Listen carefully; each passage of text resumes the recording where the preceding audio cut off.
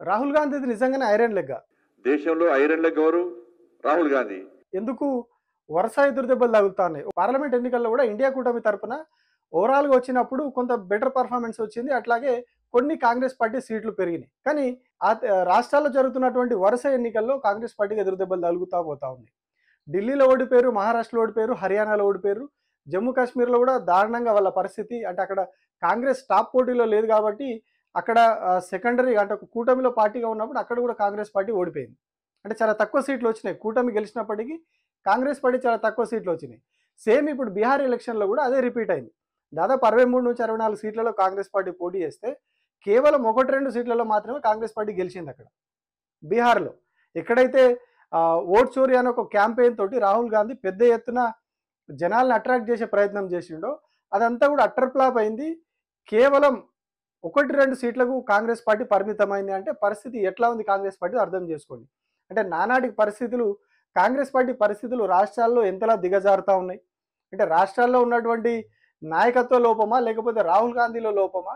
ఇదైతే ఒక కాంగ్రెస్ పార్టీ విశ్లేషించుకోవాల్సిన అంశం. ఇక్కడ కాంగ్రెస్ పార్టీకి ఒక్కదానికే దెబ్బ తగలలేదు.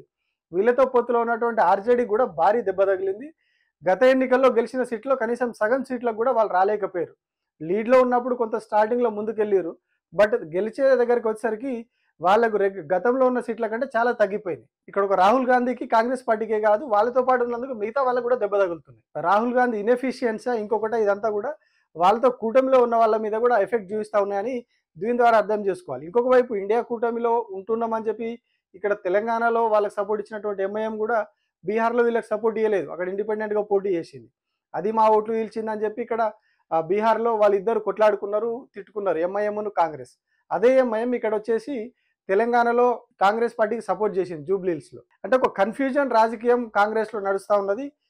కాబోయే ప్రధాని నేను, దేశానికి కాబోయే ప్రధాని రాహుల్ గాంధీ అని చెప్పి కాంగ్రెస్ పార్టీ ప్రచారం చేసుకుంటుంది. కానీ ఈ పరిణామాలు చూస్తే వరుసగా ఇప్పుడు జరిగిన అన్ని రాష్ట్రాల ఎలక్షన్‌లో కూడా ఎక్కడ కూడా బెటర్ పెర్ఫార్మన్స్ లేదు కాంగ్రెస్ పార్టీది. Zero performance. వాళ్ళతో తోడుగా వచ్చినోళ్ళు కూడా అటర్ ఫ్లాప్ అయిపోయి కొట్టుకుపోతా ఉన్నారు తప్పితే ఎవరు కూడా నిలబడట్లేదు.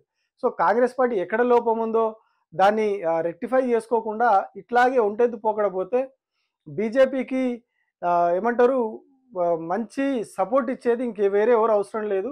కేవలం కాంగ్రెస్ పార్టీ యొక్క ఇనెఫిషియన్సే వాళ్ళ ఎఫిషియన్సీగా మారుతా ఉన్నది. ఇది ముందు నుంచి కూడా అర్థమవుతా ఉన్నది. ఇప్పుడు ఇంకా అది పెరుగుతా ఉన్నది. వీళ్ళు ఇనెఫిషియన్సీ పెరుగుతున్నది.